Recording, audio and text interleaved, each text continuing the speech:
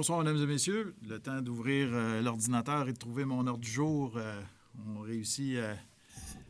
On va finir par y arriver. Alors, je vous souhaite la bienvenue à cette séance extraordinaire du Conseil de ville de la ville de Victoriaville en ce 2 novembre 2020. Nous avons une séance extraordinaire parce que nous présentons ce soir le plan quinquennal d'immobilisation. Mes collègues sont avec nous et sont à distance. En raison de la zone rouge, nous sommes revenus malheureusement un peu en arrière. Donc, je suis à l'Hôtel de Ville de Victoriaville. Mes collègues sont à distance. Il y a quelques personnes qui sont ici parmi nous, évidemment, le greffier, Maître Arcan, ainsi que les gens de la télévision communautaire, les gens qui font l'interprétation des signes également pour les personnes malentendantes. Et puis, c'est à peu près tout, là. Fait qu'on est présent avec vous ce soir pour cette séance extraordinaire, également pour la séance ordinaire qui suivra. Donc, nous avons présenté aux médias sous embargo ce plan quinquennal d'immobilisation. Je vous le présente également à mon tour, et ce qui veut dire que pour 2021-2025, nous aurons des investissements fort importants. Vous allez comprendre pourquoi, en raison notamment des travaux à effectuer au réservoir Baudette. Donc, des investissements en 2021 de 50 millions de dollars, probablement des investissements sans précédent. C'est 164,7 millions de dollars d'ici 2025 qui seront investis dans des travaux à la ville de Victoriaville pour les immobilisations. Le réservoir Baudette, j'en ai parlé. Alors, c'est un incontournable. Je vais donner un petit peu plus de détails dans quelques instants. La ville de Victoriaville, le conseil de ville, en fait, a voulu participer à la relance économique. Quand on a vu cette situation de pandémie, on aurait pu décider de se replier sur nous-mêmes, essayer de restreindre au plus possible les investissements, mais on s'est dit, nous sommes un acteur de changement, nous sommes un gros joueur dans le domaine du développement économique, évidemment, de notre région, raison pour laquelle on va de l'avant pour cette relance économique, mais tout en gardant évidemment une rigueur financière nécessaire. Vous allez voir aussi que nous sommes à la recherche de subventions. Vous le savez, je pense qu'on l'annonce assez régulièrement, que nous avons obtenu des subventions dans divers projets et ça ne fait pas exception pour ce plan quinquennal d'immobilisation. Notre but est toujours le même, soit d'améliorer la qualité de vie de nos concitoyens et concitoyennes. Alors, pour concevoir ce plan, le conseil municipal s'est doté de paramètres afin de guider ses décisions.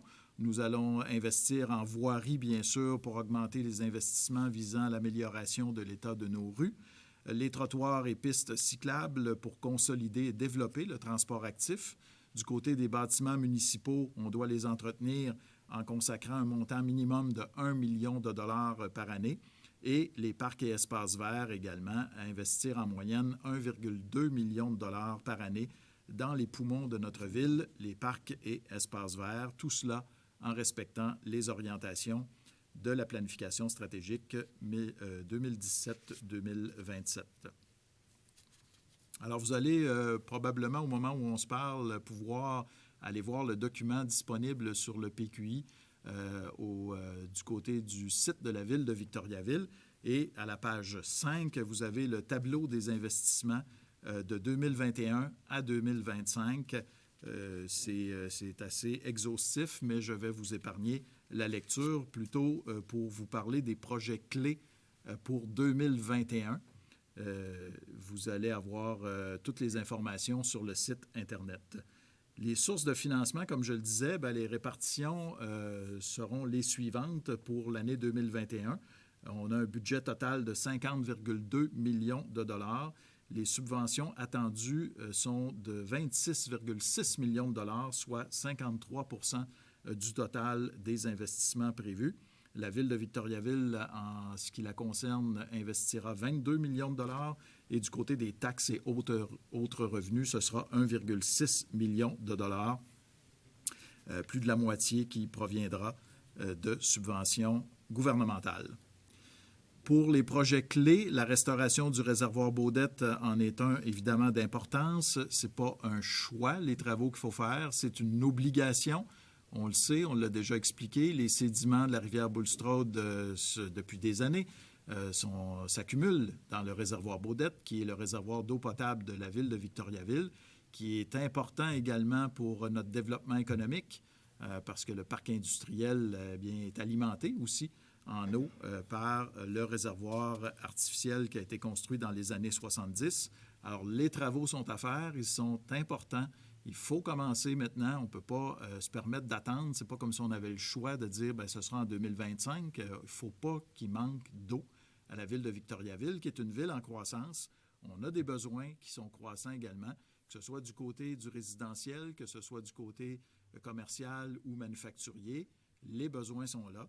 On ne va pas demander aux gens de cesser la consommation d'eau. Oui, du côté de l'économie d'eau potable, ça c'est toujours très important, mais on a besoin évidemment d'avoir notre source d'eau potable tout à fait fonctionnelle pour notre santé et notre économie.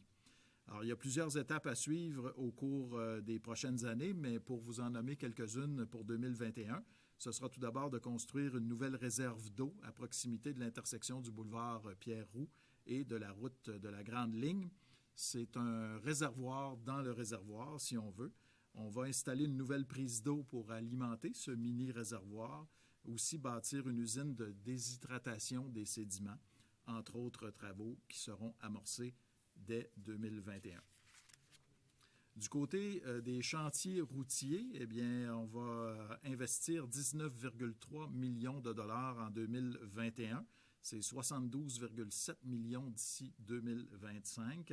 Si on regarde tout d'abord avec le côté des nouveaux pavages, ce sera cette année sur 45 rues. Alors, on va investir 8,3 millions de dollars en nouveaux pavages dans les rues de Victoriaville. Cette année, le conseil municipal a décidé d'augmenter les sommes minimales investies en pavage. On était toujours à 4 millions de dollars. On expliquait aussi à chaque année que finalement, avec les autres travaux majeurs qu'on effectuait un peu partout dans la ville, on finissait toujours par dépasser ce montant de 4 millions-là. Là, le minimum passera à 4,5 millions de dollars, ce qui va nous permettre d'accélérer finalement des travaux qui étaient prévus avec les précédents programmes d'immobilisation. Donc, 45 rues, comme je le disais, pour un montant de 8,3 millions de dollars. C'est 15 kilomètres de rues qui seront pavées. En 2020, on avait 32 rues pour 10 kilomètres.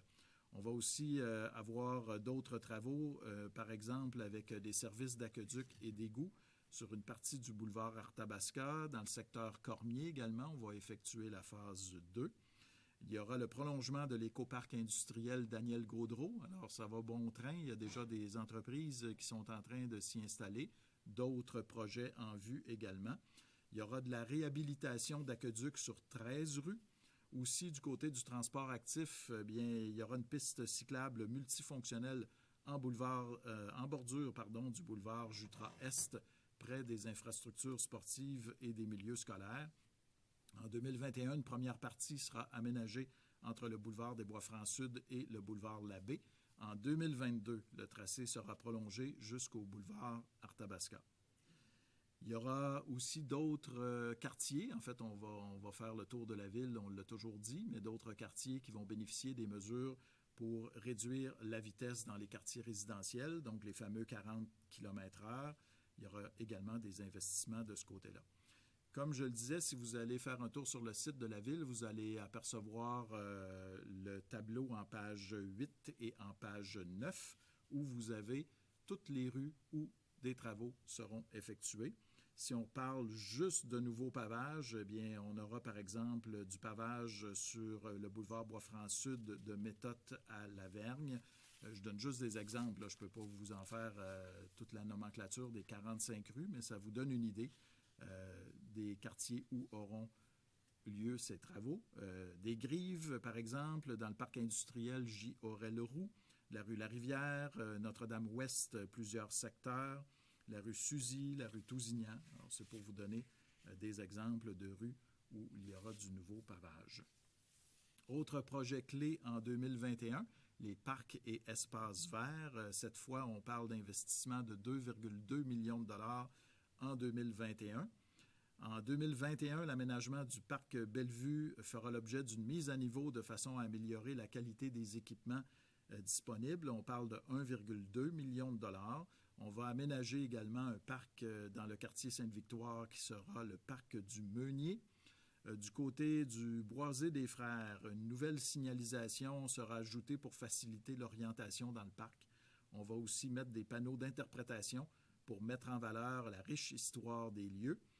Du côté du parc du Mont-Arthabasca, on va avoir de nouveaux sentiers, ou en tout cas, on rallonge les sentiers de vélo de montagne avec d'autres travaux également.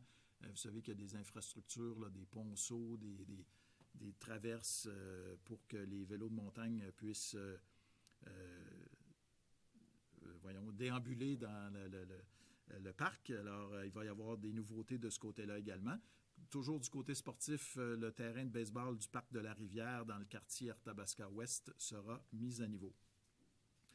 Comme pour les parcs, eh bien, l'entretien, le maintien et les améliorations de nos bâtiments municipaux feront l'objet d'une attention particulière.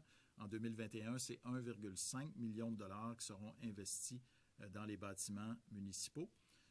Si on y va avec tout d'abord des travaux majeurs du côté du centre communautaire d'Arthabasca, ça aura lieu en 2022. Mais je tiens à vous en parler tout de suite quand même parce qu'on va faire la réfection de la toiture, l'ajout de fenêtres au bâtiment, le remplacement des revêtements au sol, l'aménagement de toilettes adaptées et la création d'une aire commune intérieure. Je pense que la population va particulièrement apprécier ces améliorations. Du pavillon Agrisport aussi, les gens nous parlaient du revêtement de sol qui était plutôt désuet. Alors, cette fois-là, il sera remplacé en 2021. Et pour les amateurs de croquet, par exemple, on a le boulodrome qui s'appelle l'édifice J. Robert Noël, qui sera aussi amélioré avec certains travaux, notamment pour faciliter l'accès au bâtiment pour la population, l'ensemble de la population. Autre projet clé en 2021, les équipements et matériels roulants.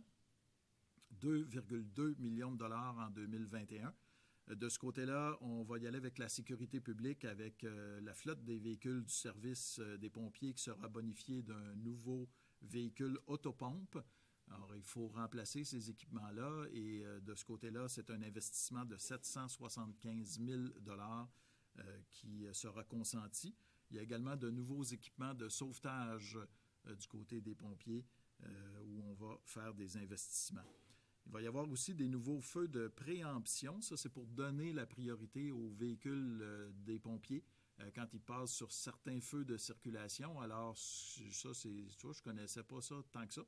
Et je sais que ce ne sont pas tous les camions de pompiers qui sont munis de tels équipements.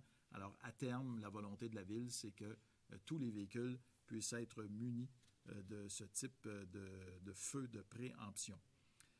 Si on change complètement de registre, on s'en va du côté de la bibliothèque. Cette fois-là, en 2021, la bibliothèque Charles-Édouard Mayotte profitera d'un nouveau système de détection à bande magnétique pour le prêt de documents de façon à rehausser les normes en vigueur. Voilà pour ces projets clés. Si vous voulez prendre connaissance des faits saillants, vous allez les trouver dans le document à la page 12. En résumé, conscient des répercussions qu'a eu la COVID-19 sur notre économie, le Conseil municipal de Victoriaville souhaite ardemment participer à la relance économique de la ville, de notre région. L'adoption de ce plan quinquennal d'immobilisation propose des investissements permettant de maximiser les subventions gouvernementales dans des projets à être réalisés à Victoriaville. La Ville poursuit ses efforts visant à entretenir et à pérenniser ses infrastructures. Ces importants investissements peuvent être réalisés grâce à la rigueur financière de Victoriaville. D'ailleurs, le montage financier de ce PQI a été réalisé en limitant l'implication financière des contribuables en prévision du dépôt à venir du budget de fonctionnement prévu en décembre 2020. Je vous ai dit et je vous répète que la volonté du conseil municipal, surtout en raison de la pandémie, n'est pas d'en remettre sur le fardeau, sur les épaules des contribuables de la ville de Victoriaville, que ce soit les gens du secteur résidentiel, que ce soit des gens du secteur commercial ou manufacturier. On est en train de faire un budget pour faire en sorte que, justement, que ce soit pas, qu'on ne vienne pas en rajouter sur les difficultés économiques qui pèsent sur les épaules de beaucoup de nos concitoyens et concitoyennes. Pour chacune de ces décisions, c'est l'ensemble de la population qui en bénéficiera. C'est ainsi que nous allons développer Victoriaville avec la même vision, soit la vision durable. Voilà pour ces informations concernant le seul sujet à l'ordre du jour qui était prévu pour cette séance spéciale. Alors, Maître Arcan, à 2.1, nous devons procéder à l'adoption du programme quinquennal d'immobilisation pour les années 2021, 2022, 2023, 2024 et 2025. Effectivement, et comme vous le mentionnez, qui totalise 50 195 000 $. Parfait. Est-ce que j'ai un proposeur? Et là, je ne vois plus. J'ai l'écran qui est partagé avec... j'ai M. Provencher et Mme... voilà, tout le monde est revenu. M. Provencher, Mme Lambert. Oui, M. le maire, si vous me permettez, je vais signifier mon objection. Et comme je l'avais annoncé, je vais résumer les raisons de mon objection. Tout d'abord, je dois dire que le plan qui est proposé est très bon. C'est simplement au niveau du plan de voirie. L'an passé, j'avais signifié ma déception par rapport aux investissements dans le district 6, qui était, on parlait même de sous-investissement. Il faut dire qu'à la ville, on a changé notre façon de faire. Avant, on accordait à peu près un budget de 300 000 $ par quartier. Cette année, depuis l'an dernier, il y a une nouvelle méthode de priorisation qui est basée, entre autres, sur la cote des chaussées. L'an passé, il y avait 5 rues que je ne retrouvais pas dans le PQI, dans le plan de voirie, dans le PQE. Et j'avais demandé qu'on fasse les auscultations cette année en 2020. Malheureusement, les auscultations, je ne sais pas si elles ont été faites, mais ils n'ont pas sorti à temps pour être intégrés dans ce programme de voirie et dans ce PQI qui est présenté aujourd'hui. Donc, ce qui signifie que les 5 rues, n'ayant pas été auscultées, il n'y a pas eu de cote, donc elles se retrouvent automatiquement exclues du PQI. Donc, moi, pour mes citoyens et citoyennes de mon quartier, je me dois de m'objecter à cette présentation-là du PQI en lien avec le plan de voirie qui représente des sous-investissements importants dans le district 6. Donc, qui est le plus vieux quartier de la ville, il faut le noter, avec les plus vieilles rues, les plus vieux trottoirs, puis on prévoit des sous-investissements pour les 3 prochaines années, au moins. Il y en a eu l'an passé, puis on veut continuer avec des investissements, des sous-investissements pour les 3 prochaines années.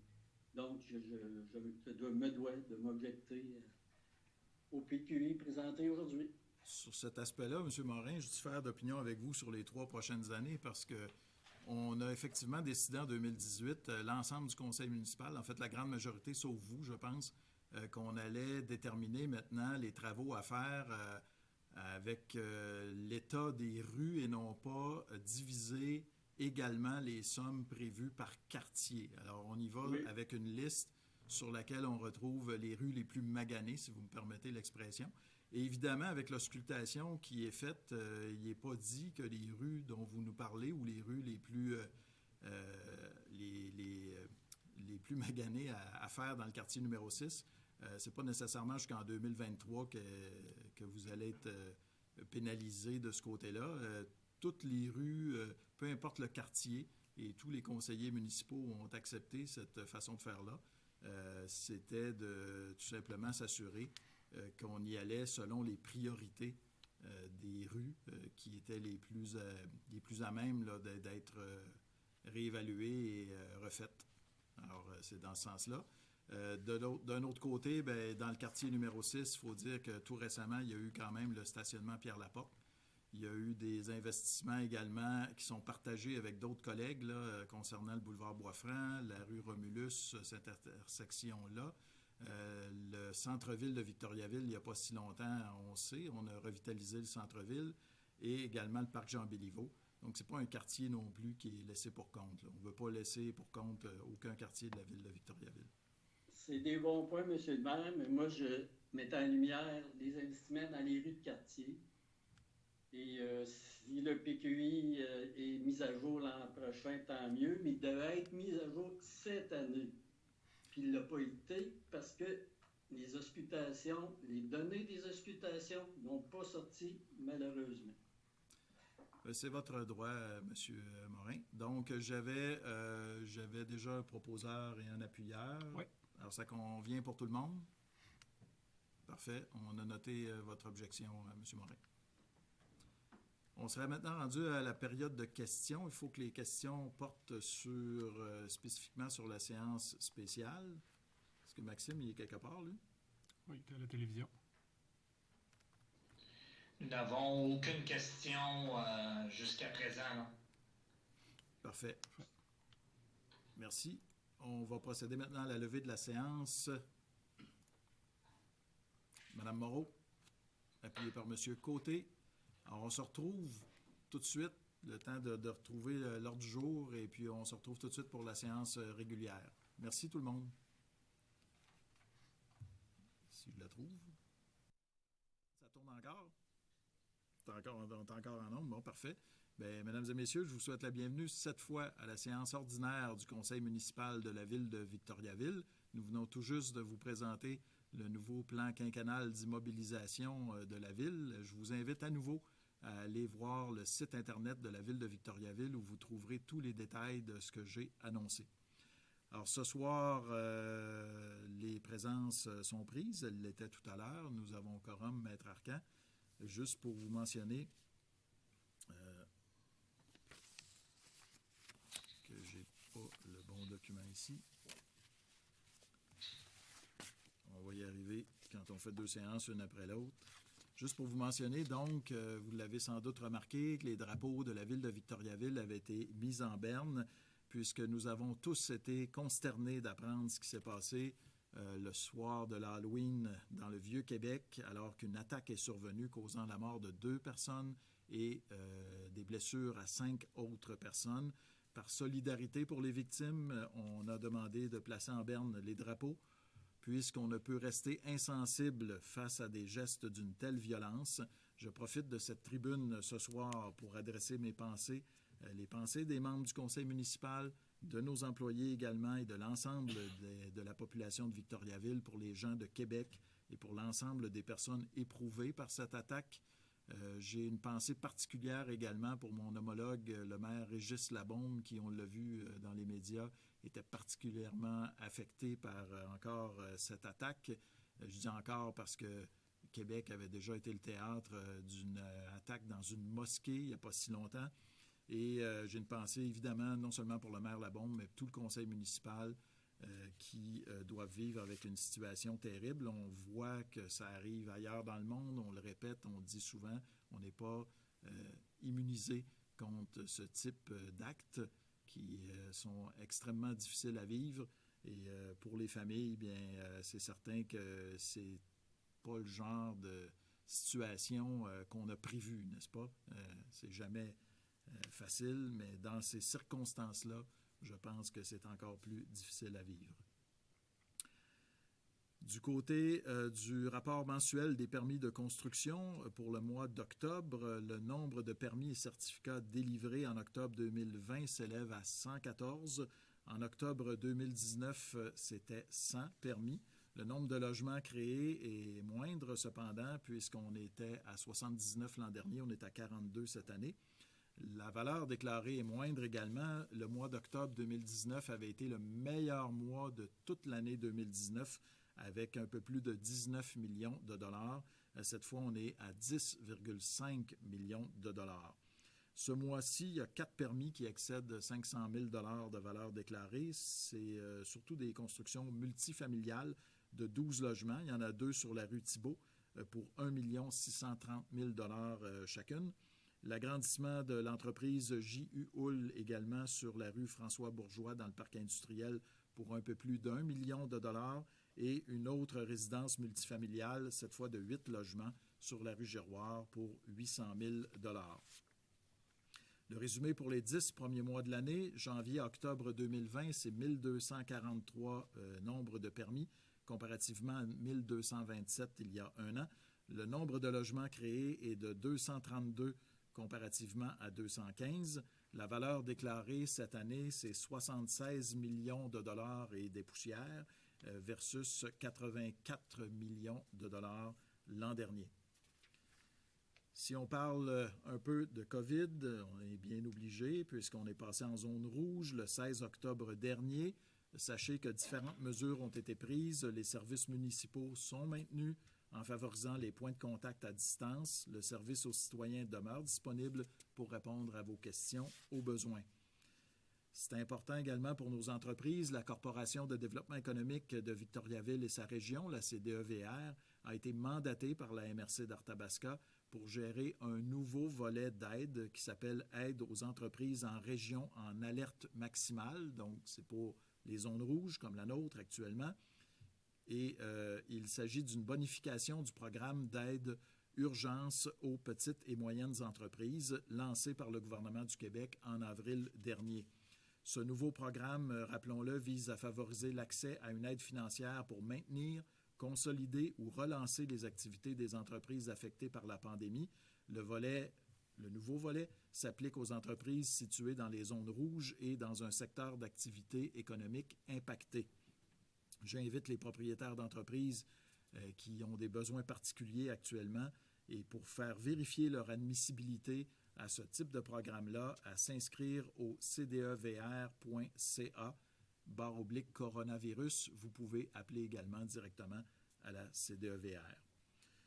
On l'avait annoncé également, le CIUS l'avait annoncé également, mais c'est pour vous rappeler que le Centre intégré, le CIUS, a ouvert une clinique de dépistage sans rendez-vous à la place 4213, au 13 rue de l'Entente. Elle est ouverte sur semaine, du lundi au vendredi de 10h à 14h.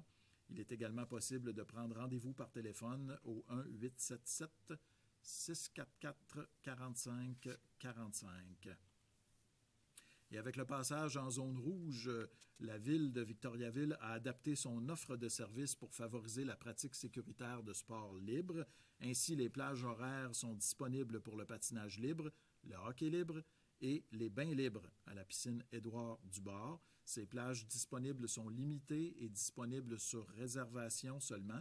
Pour s'inscrire, il suffit de consulter le calendrier d'activités disponibles sur notre site Internet à l'adresse coiffeuravicto.com. L'inscription se fait facilement et vous permet d'obtenir par courriel votre accès à l'activité choisie. Les bibliothèques également, Charles-Édouard Mayotte et Alcide Fleury, ont adapté leur offre de services avec le passage en zone rouge. Le prêt de documents est toujours disponible sur réservation et plusieurs activités se déroulent désormais en ligne. Vous pouvez consulter le site Internet pour obtenir tous les détails à vic.to/bibliothèque. Et le conseil municipal a pris la décision de prolonger la gratuité des stationnements publics au centre-ville jusqu'au mois de janvier au moins. Cette gratuité est en vigueur depuis le 25 mars dernier. Il revient de respecter la réglementation en place, notamment la durée maximale autorisée dans chacun des espaces de stationnement, les stationnements pour les familles, les stationnements pour personnes handicapées, bien sûr, mais pour le reste, les cases sont gratuites. C'est un incitatif supplémentaire pour visiter nos commerces locaux et pour favoriser l'achat local, notamment avec la période des fêtes à venir.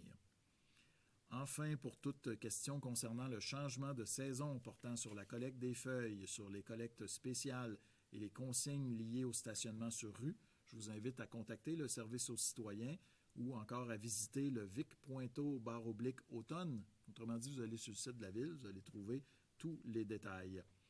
À surveiller en novembre, le 13 novembre, ce sera la journée de la gentillesse. Le 14, la journée mondiale du diabète. Il n'y aura pas de marche cette année comme les années auparavant, nous a-t-on dit du côté de l'organisation, mais il y aura quand même une levée du drapeau et l'hôtel de ville sera illuminé en bleu. Alors, ce sera le 14 novembre prochain. Le 19 novembre, ce sera la journée de sensibilisation au cancer de la prostate. On a tout à l'heure une proclamation également à faire. Du côté du 20 novembre, ce sera la journée mondiale de l'enfance. Alors, on m'a envoyé quelques informations aujourd'hui. Je n'ai pas tout retenu, mais je sais que de façon virtuelle, il y aura des activités qui seront offertes aux enfants, excusez-moi, de la ville de Victoriaville dans le cadre de cette journée mondiale de l'enfance. Je compte sur nos communications, notre service des communications pour, évidemment, émettre un communiqué et vous donner toutes les informations nécessaires en ce sens-là. Ça complète mon intervention. On va procéder à l'adoption de l'ordre du jour. Est-ce qu'il y a des changements, Maître Arcan, à l'ordre du jour? Il y aurait 2 ajouts. Alors, à 16.1, proclamation de la journée de la sensibilisation au cancer de la prostate, comme vous en avez fait mention un petit peu plus tôt. Et à 16.2, suspension. Parfait. Est-ce que j'ai un proposeur, M. Paulin, appuyé par M. Fréchette, pour l'ordre du jour? Merci. 3.1. Approbation du procès-verbal de la dernière séance du Conseil tenue le 5 octobre 2020. Est-ce que, chers collègues, tout était conforme? Et je prendrai aussi proposeur et appuyeur pour le procès-verbal, Mme Lambert et M. Côté. 5.2.1. Adoption d'une résolution décrétant la prolongation de l'utilisation gratuite des stationnements au centre-ville, dont je parlais tout à l'heure. Oui, ce ne sera pas tellement long, M. le maire. C'est à mon tour d'avoir un petit... Il n'y a pas de problème, c'est comme ça. Ce soir, on a un petit problème avec pas super branché. la séance du Conseil. Laissez-moi, je vais aller la rechercher.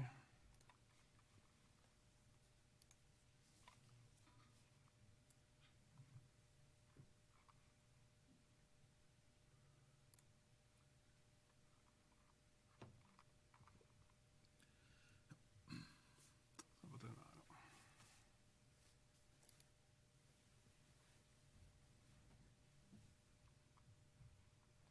Alors, en fait, on peut déjà peut-être en parler. Il s'agissait de la gratuité des stationnements, comme vous en avez parlé un petit peu plus tôt, qui est décrétée jusqu'au mois de janvier prochain, c'est-à-dire jusqu'à la prochaine séance du Conseil. M. le maire, on va la fixer au 11 janvier prochain. Et à ce moment-là, le Conseil prendra une décision, statuera finalement sur Exactement. la suite ou non de la gratuité. Alors, est-ce que j'ai quelqu'un pour appuyer? M. Paulin propose et M. Poisson appuie. 6.1. Nomination d'une personne sur une base permanente au poste de cadre de coordonnateur adjoint au service du service de l'environnement, division de l'eau potable. Oui, décidément. Je m'excuse des petits problèmes informatiques ce soir.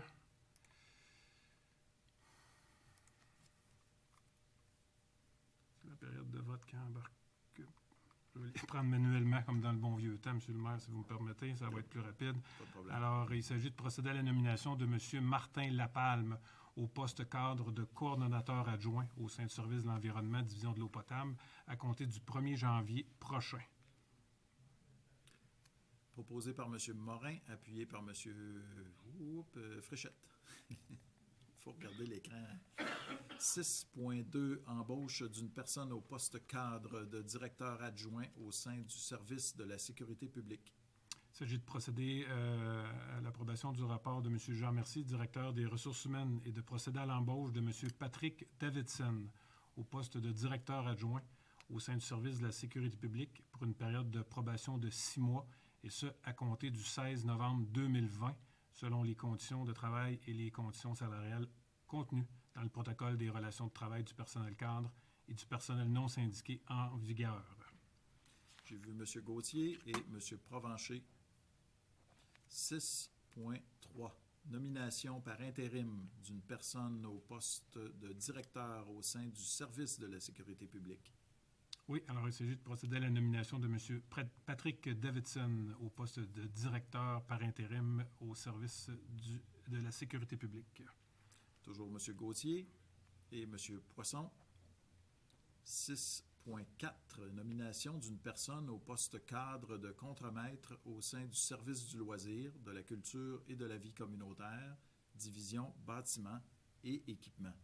Oui, afin de combler un poste, il s'agit de procéder à la nomination de M. Steve Roy au poste de contremaître au sein du service du loisir de division bâtiment et équipement pour une période de probation et d'essai de 6 mois, et ce à compter d'aujourd'hui, le 2 novembre 2020. Mme Pilon et M. Provencher. Entente, 6.5, pardon, entente intervenue entre la Ville de Victoriaville et l'employé numéro 093050193. Oui, il s'agit d'autoriser le rapport de M. Mercier et de l'autoriser à signer l'entente en question.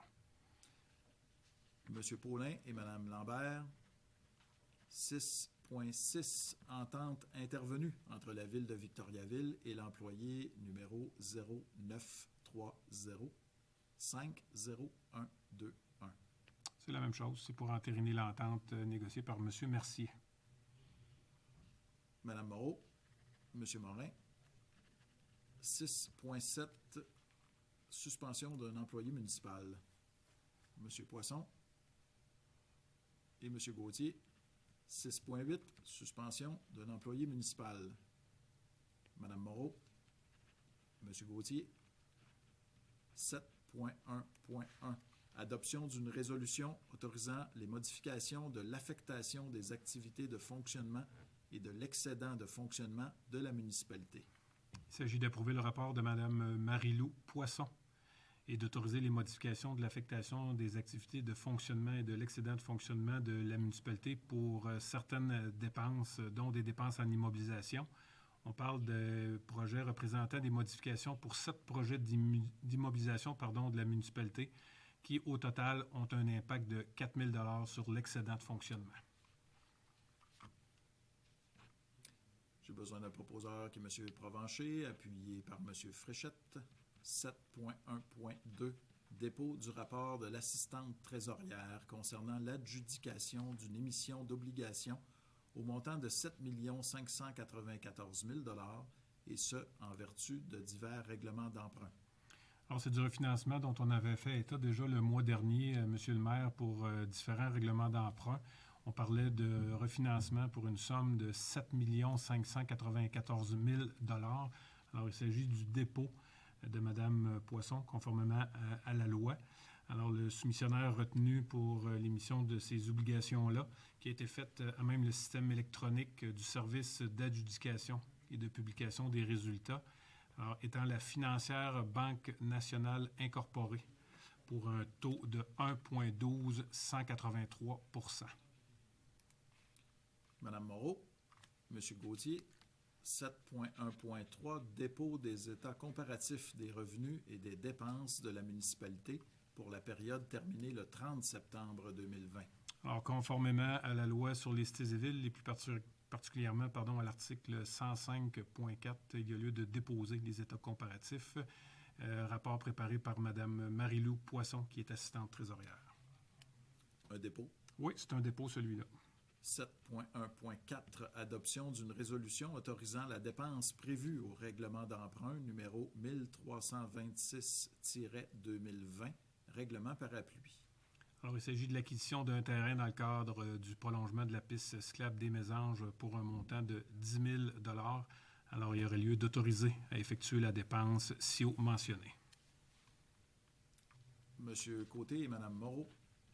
7.1.5, liste des comptes pour le mois d'octobre 2020, totalisant 8 777 850 $ et 7 sous. M. Gauthier et Mme Lambert. 8.1.1, adoption d'une résolution modifiant la désignation des fourrières pour la garde des véhicules saisis, en application des dispositions du Code de la sécurité routière. Alors, on a adopté en septembre dernier une nouvelle résolution désignant les fourrières sur le territoire de la municipalité. Alors, il y aurait lieu de modifier l'adresse d'une des fourrières désignées.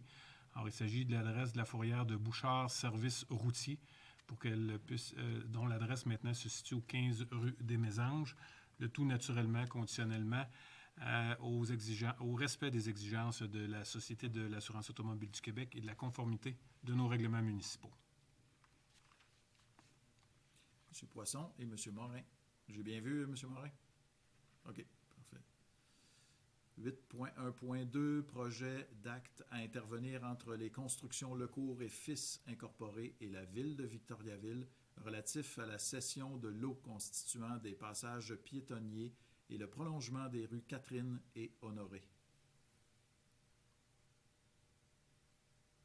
Oui, alors il s'agit de procéder à la cession des lots. En fait, ça complète les ententes promoteurs que l'on a avec le contracteur Les Constructions Lecourt et Fils. Alors, nous parlons des lots 6 159 831, 6 339 280, 6 339 301, ainsi que 6 339 302. Les cessions étant faites à titre gratuit.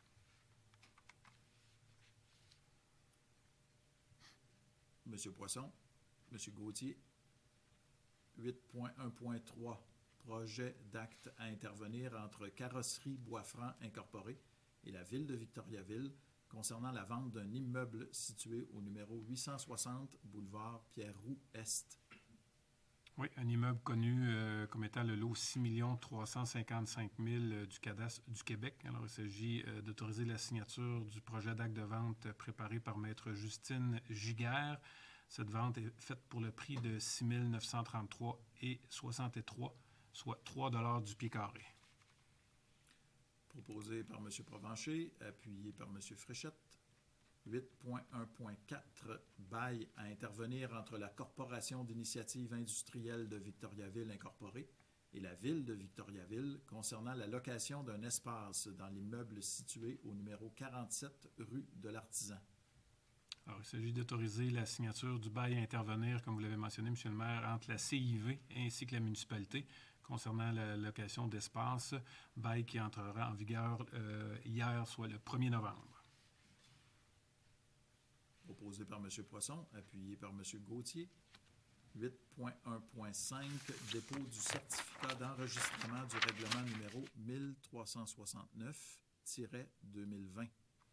Oui, alors c'est le règlement suite à la consultation écrite des personnes habiles à voter. Il s'agit du règlement qui modifiait le règlement d'épandage pour la rue Patrick. Alors, le processus de consultation n'ayant amené à aucune signature du registre, le règlement est réputé approuvé par les personnes habiles à voter. Alors, il s'agit d'un dépôt seulement, M. le maire. Merci. 9.1.1, soumission reçue en vue de l'allocation de machinerie lourde pour le déneigement au cours des saisons 2020-2021, 2021-2022 et 2022-2023. Alors, je vais me permettre, dans ce cas-ci, particulièrement, M. le maire, de résumer les noms des soumissionnaires ainsi que les équipements, étant donné qu'il s'agit de soumissions à taux horaire. On pourrait être ici tard ce soir à faire l'énumération complète. Donc, pour ceux qui voudraient consulter le rapport, il sera disponible. Alors, il s'agit de l'allocation d'équipements comme des niveleuses qui seront faites chez Excavation Tourigny ainsi qu'Excavation Yvon Houle, chargeur à lame réversible en location auprès de l'entreprise GNP et Excavation Yvon Houle, chargeur avec lame réversible et oreille chez Excavation Yvon Houle, chargeur avec lame réversible et aile de côté. On va faire affaire avec les excavations Yvon Houle. Pour les souffleurs, alors on fera affaire avec Vicky Marcotte Incorporée ainsi que les excavations Yvon Houle, tracteur avec lame réversible Vicky Marcotte, et finalement tracteur avec lame et souffleur également auprès de l'entreprise Vicky Marcotte. Alors, selon les prix mentionnés au bordereau, avec ajustement au 1er novembre de chaque année, selon l'augmentation du taux de location de machinerie lourde. J'ai M. Côté qui propose et M. Gauthier. Des fois, ça lève la main à deux en même temps. Merci. 10.1.1 bail à intervenir entre la ville de Victoriaville et le club de pétanque d'Arthabascan Incorporé concernant la location d'une partie de l'édifice J. Robert Noël, le Boulodrome. Effectivement, c'est l'immeuble qui est situé au 131 rue Curé-Suzard, déjà occupé par le club de pétanque. Alors, il s'agit de renouveler le bail de location pour cet immeuble. Alors, il s'agit d'un bail consenti pour un loyer annuel de 3 377 $. J'ai M. Paulin et Mme Lambert. 10.1.2. Excusez-moi.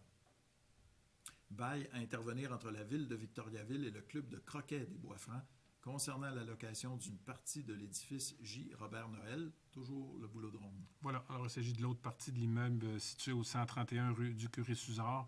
Alors, il s'agit d'autoriser la signature du bail, dans ce cas-ci pour un coût annuel de 5 253 $ et autres conditions énumérées au bail.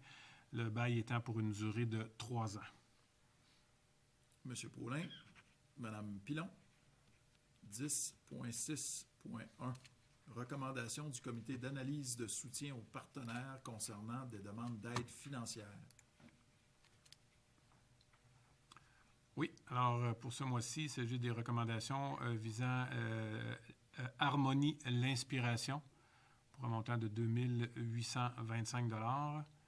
L'Amitant des Bois-Francs pour une somme de 9 000 $. La Société Musée Laurier pour 1 000 $. Et ça complète les 3 demandes pour ce mois-ci. Proposeur. Monsieur le maire, si vous permettez, je voudrais déclarer mon intérêt dans un des organismes. Je n'ai participé à aucune discussion concernant cet organisme et bien entendu, je m'abstiens de tout vote. Merci, M. Paulin. J'ai M. Provencher qui propose et Mme Pilon qui appuie. 10.6.2, demande d'aide financière pour le Centre des congrès Le Victorin. Voilà. Alors, en vertu des dispositions de la loi sur les compétences municipales qui permet à la municipalité de venir en aide à un centre de congrès. Alors, il est résolu d'accorder, suite au rapport de la Direction générale, une aide financière à l'hôtel Le Victorin afin de soutenir le centre des congrès dans la situation actuelle de pandémie. Proposeur, M. Poisson, appuyé par M. Fréchette. 10.6.3. Adoption de la politique d'admissibilité des organismes à la reconnaissance municipale et du cadre de référence du soutien aux organismes à la reconnaissance municipale. En fait, il y a eu une démarche, je peux expliquer, Maître Arcan, avant qu'on explique un peu plus longuement. Cette démarche, donc, d'actualisation de la politique qui va permettre un meilleur arrimage aux principes de développement durable et aux différentes politiques municipales telles que les politiques sociales et la politique de développement des arts et de la culture. Par exemple, chaque organisme admis au soutien municipal a dorénavant un répondant au sein de l'équipe du service des loisirs, de la culture et de la vie communautaire. Et toute l'information pertinente pour les organismes se retrouve maintenant dans un seul et même document, soit le cadre de référence. Donc, c'était une amélioration qui était souhaitée et souhaitable. Les membres du conseil ont travaillé sur ce dossier, particulièrement les membres du comité du soutien financier. Et le résultat, c'est qu'on a donc ce document de la politique d'admissibilité des organismes à la reconnaissance municipale et celui du cadre de référence des organismes admis à la reconnaissance municipale qui sont disponibles en ligne. Je le dis aux organismes intéressés. Vous avez tout simplement à cliquer vic.to/soutien. De toute façon, je suis convaincu que nos services vont communiquer également ces informations aux organismes qui sont touchés par ces changements. Est-ce que j'ai un proposeur et un appuyeur? M. Paulin et M. Gauthier.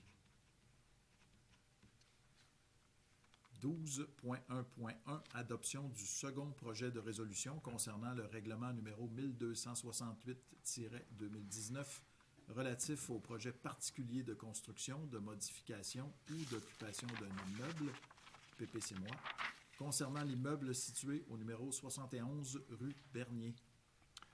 Projet qui consiste à autoriser dans l'immeuble situé au 71 rue Bernier les usages bureaux de professionnels, formation spécialisée, cégep, centre de formation professionnelle et entreposage intérieur et extérieur d'équipements agricoles.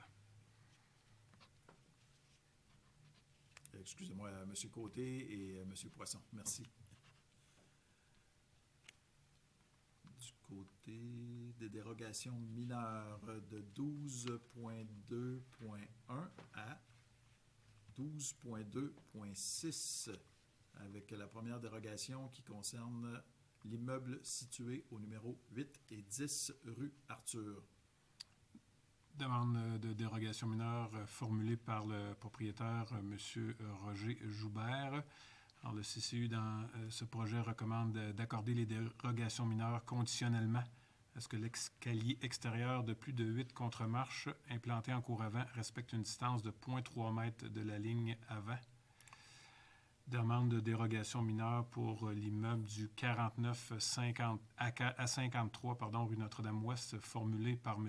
Clément Houle, où le CCU recommande d'accorder conditionnellement la dérogation mineure, conditionnellement justement à l'ajout d'un écran visuel dissimulant les conteneurs.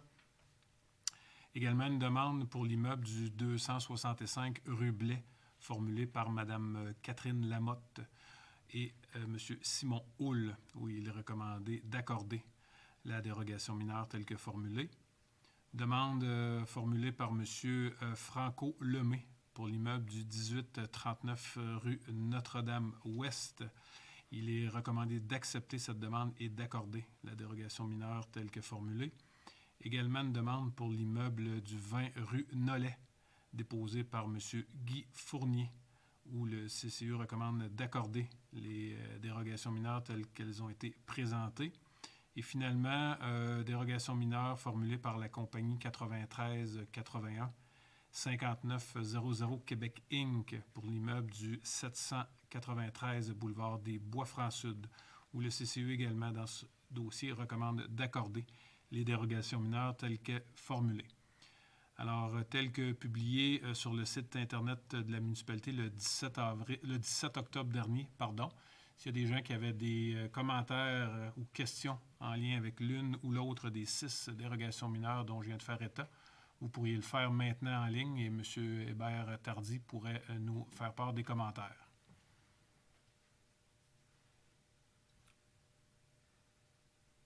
Alors, Maxime, il n'y a pas de commentaire? Parfait. Non, il n'y a pas de commentaire. Est-ce que j'ai proposeur, M. Côté, appuyé par Mme Moreau? 12.3.1, rapport du comité consultatif d'urbanisme de la ville de Victoriaville relatif à des projets ayant trait au plan d'implantation et d'intégration architecturale, PIIA. Oui, différents projets. Alors, pour le 195 rue Gendron, formulé par la compagnie 93 75 08 91 Québec Inc. Pour l'immeuble du 890 boulevard des Bois-Francs-Sud, un projet de M. Jasmin Bellil. Projet de gestion immobilière Ouellette 2020 pour l'immeuble du 734 boulevard des Bois-Francs-Sud. Pour l'immeuble du 70 rue Sonia, projet de la compagnie 90-27-90-01 Québec Inc. Le projet de Mme Mélanie Goulet et M. Danny Baudouin pour le 46 et 46A rue Perrault. Pour la compagnie 90-82-80-62 Québec Inc. pour leur immeuble du 314 Notre-Dame-Ouest. Également pour la compagnie 93-81-5900 Québec Inc. pour le 793 boulevard des Bois-Francs-Sud. Alors, dans ce cas-ci, c'est des projets acceptés. Pour les 3 projets suivants, il s'agit des acceptés de façon conditionnelle. Alors, pour les projets de gestion JF Courtois pour le 748 Bois-Francs-Sud, pour le projet de l'immeuble situé au 22 rue Saint-Paul par la compagnie 93-37-92-47 Québec Inc. Et finalement, les locations Diamant incorporées pour le 153 rue Laurier-Est. C'est complet. C'est M. complet. Provencher et M. Poisson. 13.1.1, soumission reçue en vue de la mise à niveau de la ventilation à l'usine d'eau potable Amel. Oui, alors un seul soumissionnaire concernant les travaux de mise à niveau de la ventilation à l'usine de filtration d'eau potable. Alors, il s'agit de Construction d'Éric Incorporé, qui a déposé une soumission au montant de 493 310 $. Particulièrement dans ce dossier-là, M. le maire, étant donné que le montant de la soumission dépassait les prévisions budgétaires de la municipalité, et étant donné qu'il n'y avait qu'un seul soumissionnaire, nous avons pu discuter du prix à la baisse et faisant suite à une nouvelle offre, il y aurait lieu d'autoriser la signature du contrat pour un montant de 335 436 $. J'ai Mme Lambert et Mme Moreau. 13.1.2, protocole d'entente à intervenir avec le ministère des Affaires municipales et de l'Habitation concernant une aide financière dans le cadre du programme Fonds pour l'infrastructure municipale d'eau, le FIMO, rue de l'Académie. Oui, alors c'est une demande d'aide financière qui avait été formulée l'année dernière dans le cadre des travaux de la rue de l'Académie. Alors, il s'agit d'autoriser la signature du protocole d'entente avec une subvention, dans ce cas-ci, maximale accordée du montant de 899 620 $. Proposé par M. Poisson, appuyé par M. Gauthier. 13.1.3, protocole d'entente à intervenir avec le ministre, c'est la ministre des Affaires municipales et de l'Habitation concernant une aide financière dans le cadre du programme Fonds pour l'infrastructure municipale d'eau, FIMO, cette fois rue du Curé-Suzor. Voilà, alors on parle de la partie parce qu'il y aura deux ententes à signer avec le ministère là, pour les rues du Curé-Suzor. Dans ce cas-ci, on parle de la partie située entre la rue Giroir et le boulevard des Bois-Francs-Sud. Alors, une subvention dans ce cas-ci de 510 750 $.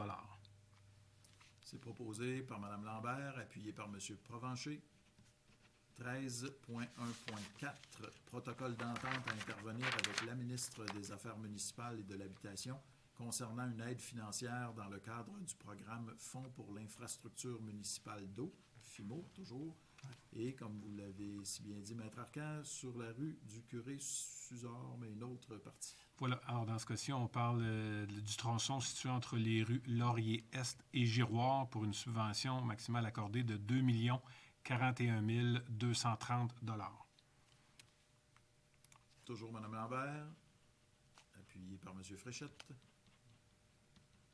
13.1.5, protocole d'entente à intervenir avec la ministre des Affaires municipales et de l'Habitation concernant une aide financière dans le cadre du programme Fonds pour l'infrastructure municipale d'eau, FIMO, rue Madeleine.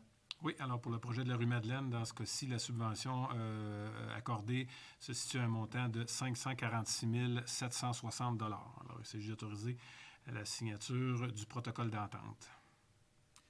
Proposé par Mme Moreau, appuyé par M. Fréchette.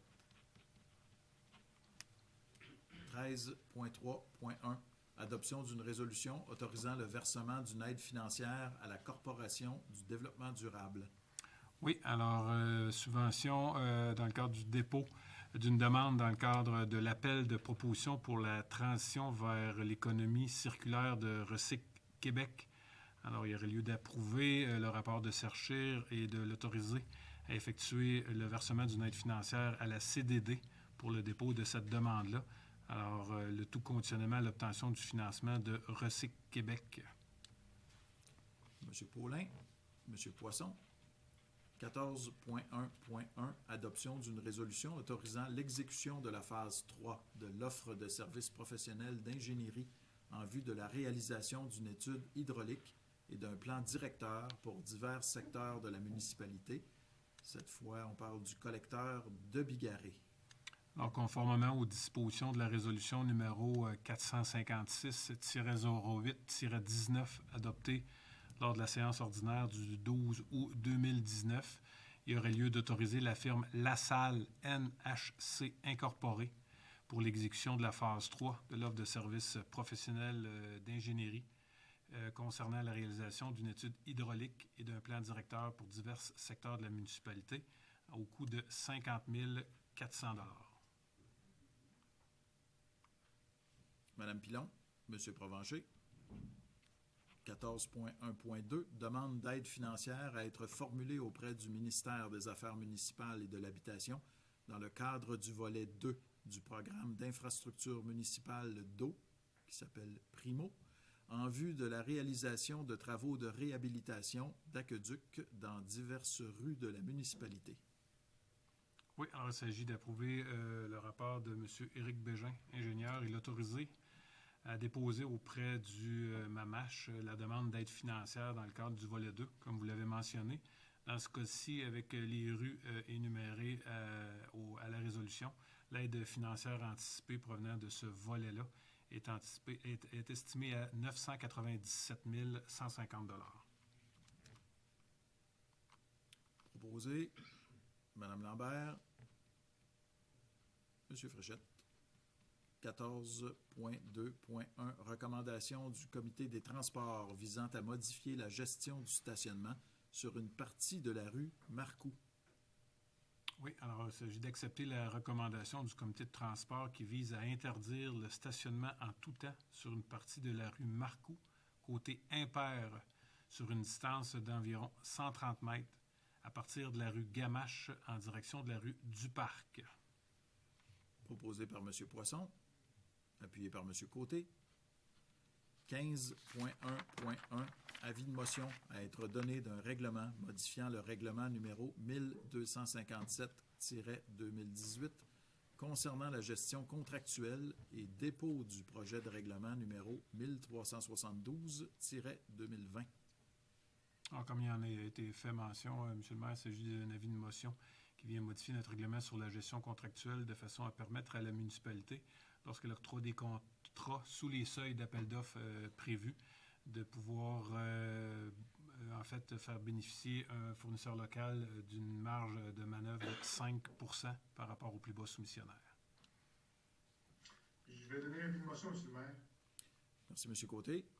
15.1.2, avis de motion à être donné d'un règlement affectant l'excédent de fonctionnement non affecté pour l'augmentation du fonds de roulement et dépôt du projet de règlement numéro 1373-2020. Oui, alors projet de règlement qui vise à augmenter le fonds de roulement de la municipalité d'un montant de 770 000 $ pour porter le dit fonds de roulement à 1 612 000 $. Actuellement, il se situe à 842 000 $. Non, là, c'est un avis de motion.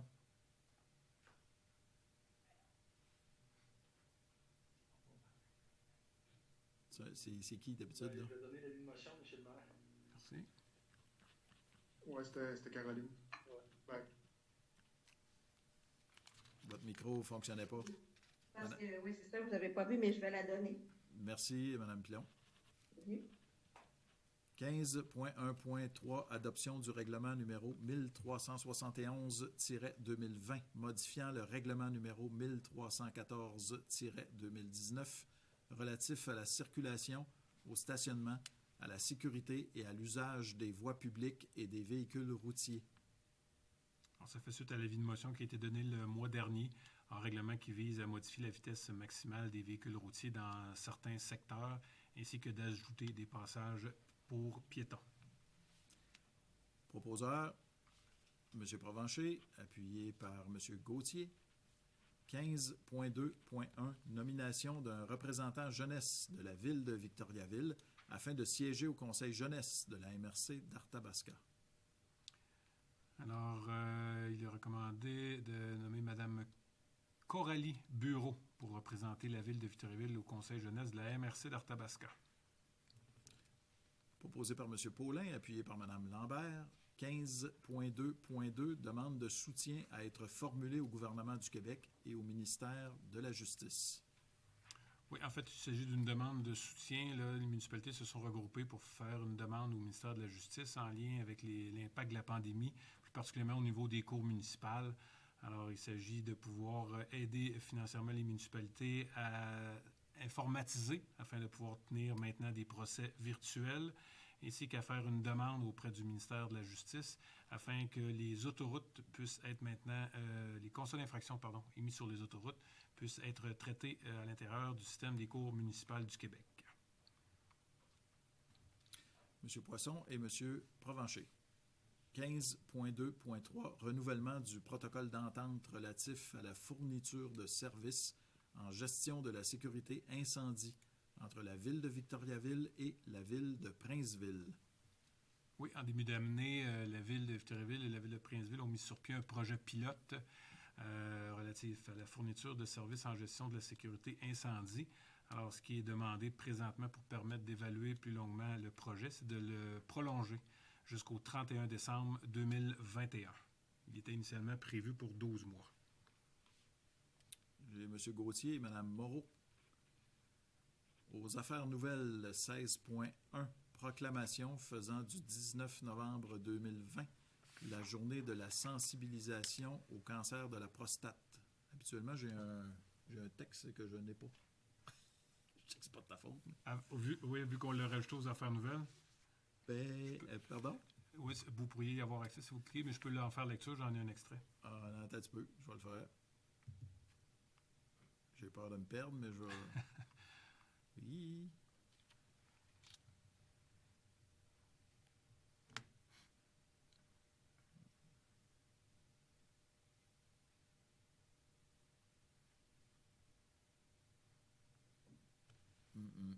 C'est pas ça que j'ai. Vas-y, Yves. Alors, attendu qu'annuellement, 4600 Québécois recevront un diagnostic de cancer de la prostate et qu'environ 890 mourront de cette maladie. Attendu que 12 Québécois par jour recevront un diagnostic de cancer de la prostate. Attendu que Procure est le seul organisme de bienfaisance au Québec entièrement consacré à la lutte contre le cancer de la prostate par la recherche, la sensibilisation, l'information et le soutien, et que les fonds amassés sont réinvestis exclusivement au Québec. Attendu l'importance de sensibiliser la population de la ville de Victoriaville au dépistage du cancer de la prostate. Attendu que la campagne de financement Novembre de Procure offre l'occasion de porter le nœud papillon pendant tout le mois de novembre et plus particulièrement la journée du 19 novembre. Alors, il serait résolu que le conseil municipal de la ville de Victoriaville déclare le 19 novembre comme la journée de la sensibilisation au cancer de la prostate novembre. C'est parfait, ça. J'aurais pas pu mieux faire. C'était pas la bonne affaire que j'avais. J'ai donc M. Poisson qui propose et M. Fréchette qui appuie. Merci beaucoup. 16.2, suspension d'un employé municipal. M. Poisson. M. Gauthier. Intervention des membres du conseil municipal. Est-ce que j'ai un collègue qui aurait quelque chose à partager avec nous? J'ai M. Paulin et M. Morin. Oui, merci, Monsieur le maire.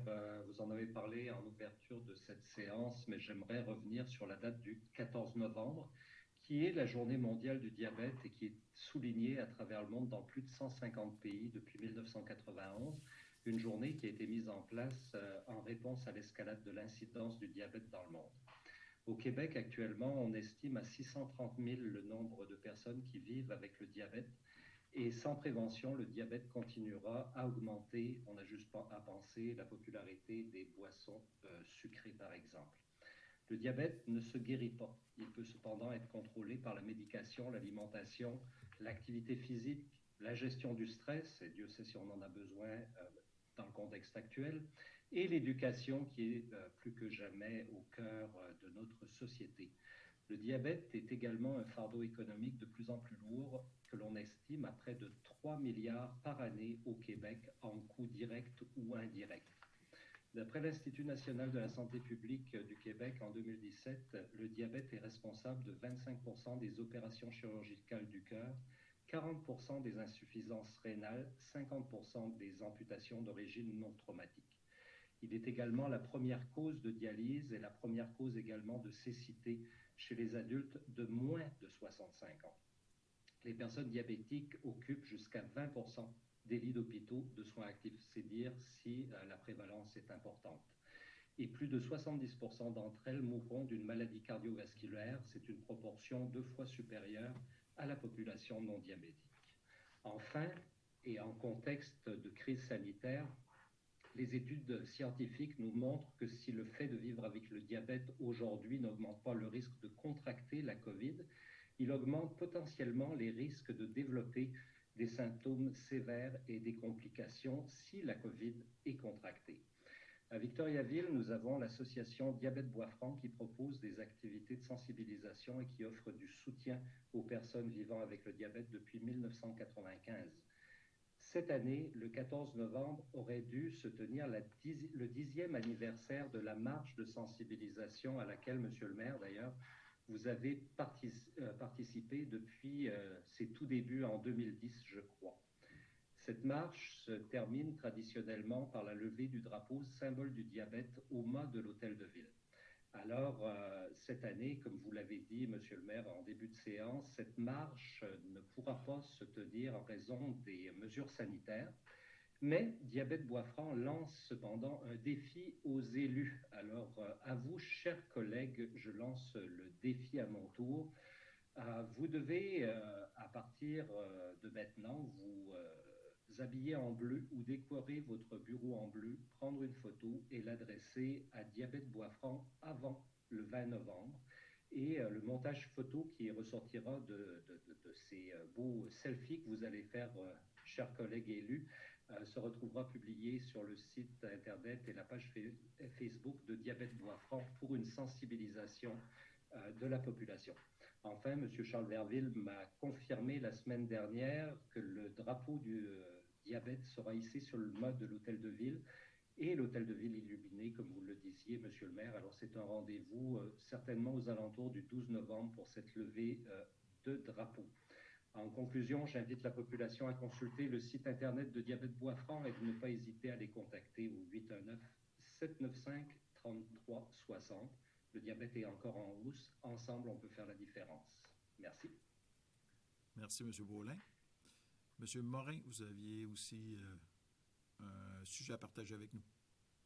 Oui, Monsieur le maire, vous avez parlé tout à l'heure, le 19 novembre, journée de sensibilisation, proclamation de journée de sensibilisation pour le cancer de la prostate. Je ne sais pas si c'était un hasard, mais il y a un autre événement international qui est méconnu, mais qui est célébré depuis 1999. C'est la Journée internationale des hommes. Et oui, je vais vous lire, il y a 2 lignes là, sur Wikipédia qui dit « La Journée internationale des hommes est un événement international célébré le 19 novembre depuis 1999. Elle vise à revaloriser le rôle des hommes au sein de la société ainsi qu'à mettre en lumière les domaines dans lesquels les différences hommes-femmes des avantages. Elle précède la Journée mondiale de l'enfance, d'ailleurs, qui est le 20 novembre, hein, avec laquelle elle s'associe pour célébrer la relation père-enfant. Voilà. Merci. Autre intervention, M. Fréchette. Oui, Monsieur le maire, je voulais prendre quelques minutes pour saluer toutes les initiatives qui se font par le personnel scolaire actuellement. Je suis aux premières loges puisque je suis psychoéducateur dans des écoles ici et je vois du personnel engagé auprès de notre jeunesse, du personnel qui sont très impliqués. Puis notre jeunesse, c'est notre richesse. Puis je peux témoigner qu'ils sont actuellement entre très bonnes mains dans nos écoles. Donc, je voulais juste saluer toutes les initiatives qui se font actuellement malgré les mesures sanitaires, malgré les fermetures de classe. Les gens sont présents. Donc, je voulais juste leur dire un beau travail. Continuez. Oui, puis si vous le permettez, M. Fréchette, je pense que tous les collègues du conseil municipal vont se joindre à vous, à moi, pour remercier tous ces gens, effectivement, qui, c'est une période sans doute jamais vue pour personne, là, ce qu'on est en train de vivre là. Et c'est un travail extraordinaire qui mérite d'être souligné. Merci de le faire. Est-ce que j'ai d'autres interventions? Est-ce que j'ai vu Mme Lambert? Non? Ah, OK, parfait. Excusez. C'est parfait comme ça. Merci, chers collègues. Nous allons maintenant procéder à la période de questions du public, qui est représentée par Maxime.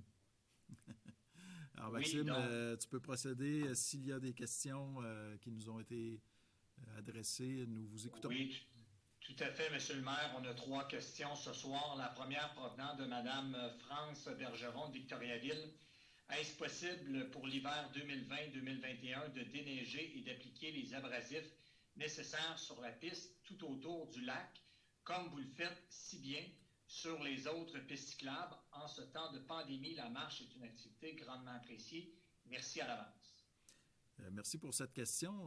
Ça m'a permis de faire certaines vérifications parce que j'avais remarqué au fil des ans qu'il n'y avait pas de déneigement qui était fait autour du réservoir Baudette. J'avais remarqué que sur la passerelle, il y avait un partage là, pour les utilisateurs, notamment avec des motoneiges au cours de l'hiver. Bien, c'est qu'on a une entente. C'est la raison pour laquelle on ne fait pas de déneigement dans ce secteur-là. Une entente avec des clubs de motoneige qui empruntent une partie de ce territoire. Donc, c'est la raison pour laquelle on ne peut pas mettre ça sur l'asphalte puis avec des abrasifs. Cependant, quand il y a de fortes chutes de neige, l'idée, c'est de taper, si on veut, ou de faire un damage, et non pas du dommage, mais damer la piste, ce qui fait en sorte que c'est plus facile de pratiquer la marche sur la neige, par contre, parce qu'on a cette entente-là avec des clubs de motoneige avec qui on partage cet endroit. Mais on a plein de, vous le dites bien, madame, les pistes cyclables, que ce soit le parc linéaire, la promenade du 150e, la promenade des aînés, la piste longeant le boulevard Labbé. Alors, on fait également du déneigement de ce côté-là et c'est tout à fait apprécié aussi de la part des utilisateurs. Si vous permettez, M. le maire, oui. Un complément d'information. Moi, ce qu'on nous avait dit au service d'environnement, au comité environnement, c'est que la piste autour du lac, du réservoir Vulstrad, n'a pas été faite pour être déneigée avec des abrasifs parce qu'elle serait endommagée, ça lui causerait beaucoup de dommages.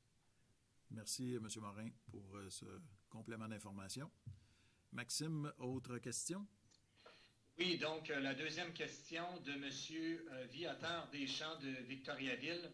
Pour favoriser l'achat local, est-ce que le calendrier 2021 de la Ville sera imprimé à Victoriaville au lieu de Nicolet comme l'an dernier? Oui, c'est une entreprise de Victoriaville qui va imprimer le calendrier.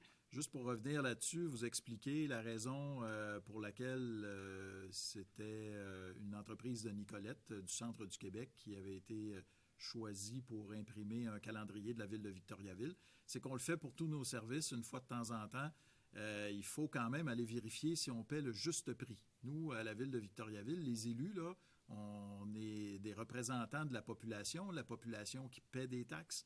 Alors, on veut s'assurer que pour tout contrat, on en est pour le juste prix, finalement, qu'on paie le juste prix pour les services qu'on obtient. Donc, ce qui fait en sorte que les services, une fois de temps en temps, vont en appel d'offres. Et ça peut arriver que ce soit des entreprises de l'extérieur. Mais comme on l'a vu avec une présentation, une conférence de presse donnée avec la Chambre de commerce et la Chambre de commerce d'industrie des bois fins et de l'érable qu'on a tenue plus tôt la semaine passée, alors il y a quelques jours, nous avons à Victoriaville un grand souci d'encourager l'achat local.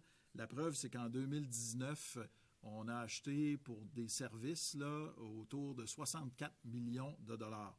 Et il y a 69 % de ce montant-là qui ont été à 624 fournisseurs de la ville de Victoriaville, donc pour un montant de 44,2 millions de dollars.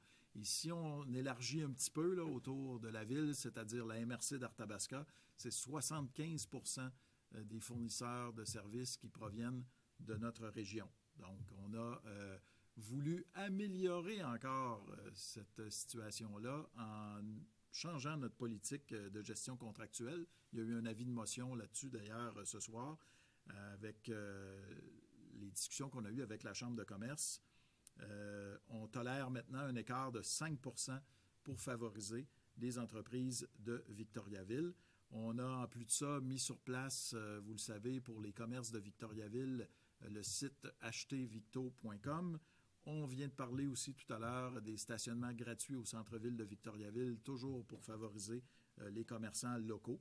Alors, ce changement de politique-là vient s'ajouter, si on veut, aux efforts faits par le Conseil de ville de Victoriaville pour l'achat local. Je veux juste vous rappeler une chose aussi, par contre, qui est bien importante, c'est qu'on est régi par une loi, là. La loi nous oblige à aller en appel d'offres public si le montant du contrat est supérieur à 105 700 $. Ça fait drôle comme chiffre, là. On a souvent entendu parler de 100 000, mais c'est que le ministère des Affaires municipales indexe ce montant-là. En tout cas, il est changé régulièrement. Là, c'est 105 700 $ pour cette année. Au-delà, donc, de ce montant-là, nous sommes obligés d'aller en appel d'offres. Nous sommes obligés de donner le contrat, s'il est conforme, bien sûr, si l'appel d'offres est conforme à l'entreprise qui est la plus basse soumissionnaire. Alors, ça explique la situation, mais on est très soucieux de ça, effectivement, tout comme vous, monsieur. Donc, maintenant, une troisième question de Mme Marika Terrien de Victoriaville. Donc, je synthétise. Bonjour, je vous envoie ce courriel concernant les travaux qui se passent sur le boulevard Pierre-Roux-Ouest et l'ancien golf. Nous ne sommes plus vers où nous tourner. Pour ma part, j'ai commencé les appels autour du 20 septembre dernier afin d'avoir un suivi des travaux. Nous avons appelé autant au ministère des Transports du Québec qu'à la ville de Victoriaville et chacun n'était pas au courant du dossier. Se lançant la balle, il nous disait qu'il allait nous recontacter. Nous avons eu une réponse lorsque j'ai communiqué avec Mme Caroline Pilon, conseillère municipale. À la suite d'un courriel fait le soir, elle m'a rappelé la journée même et le lendemain, nous avions une rencontre avec celle-ci. La journée subséquente, j'ai reçu un appel de M. Jean-François Morissette disant qu'il allait être présent lors de la rencontre. La rencontre a eu lieu le 21 octobre. Nous croyons qu'avec cette rencontre, des solutions allaient nous être données, car pour l'hiver, ils vont fermer les rues qui nous permettaient de nous rendre vers l'est du boulevard Pierre-Roux.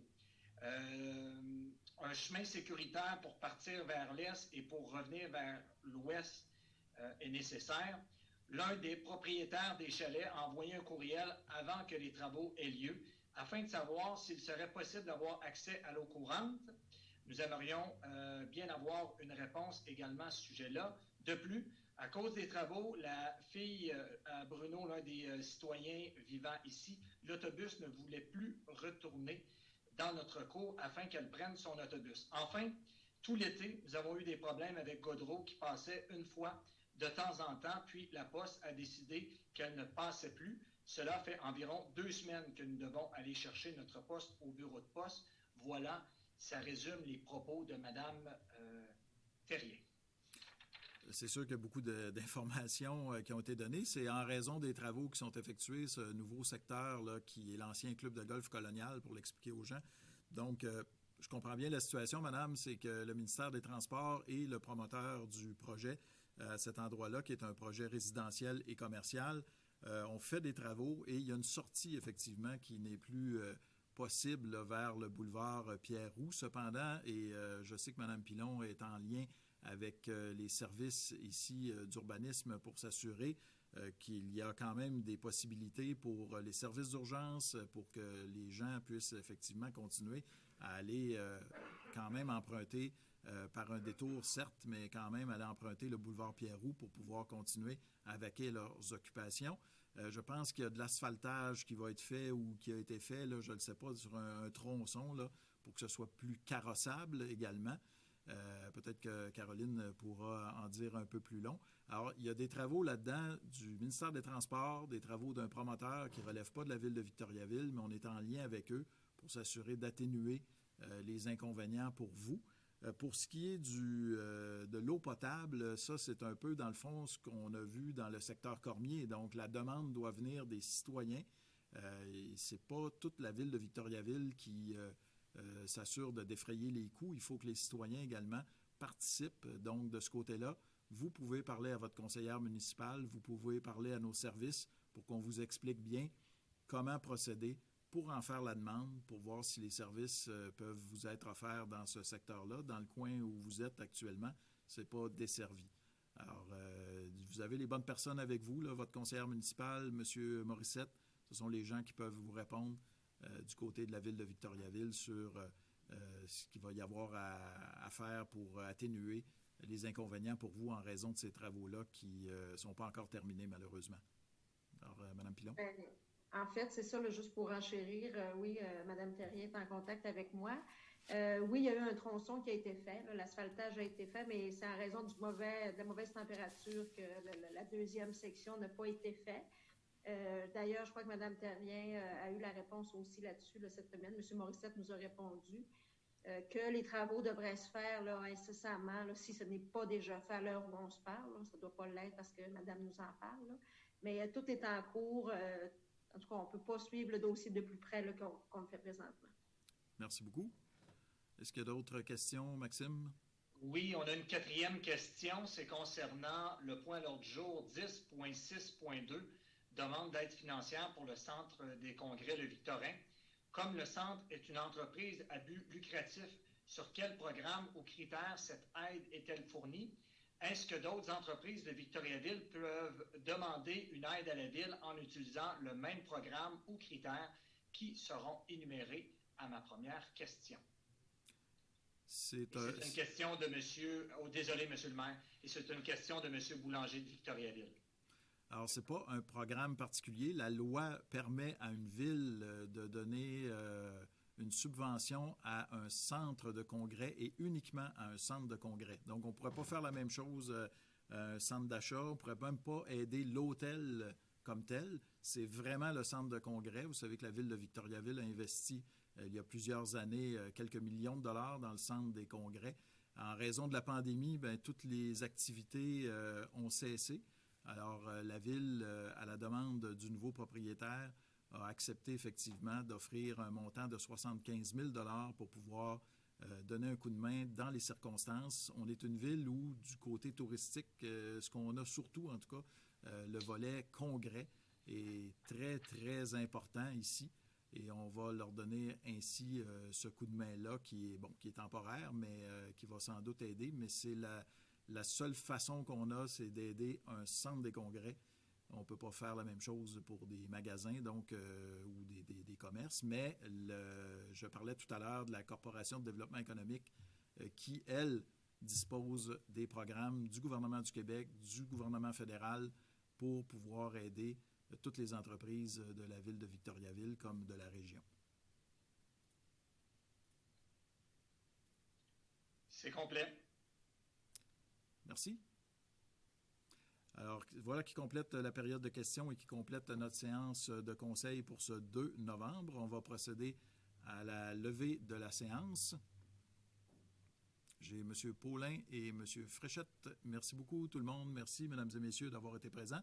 Une séance qui a été un peu plus longue, surtout si on compte la séance extraordinaire auparavant avec le programme quinquennal d'immobilisation. Donc, merci d'avoir été là. Ça a été sans doute une séance où vous avez appris beaucoup de choses. On va se retrouver au mois de décembre pour la prochaine séance du conseil municipal. À bientôt.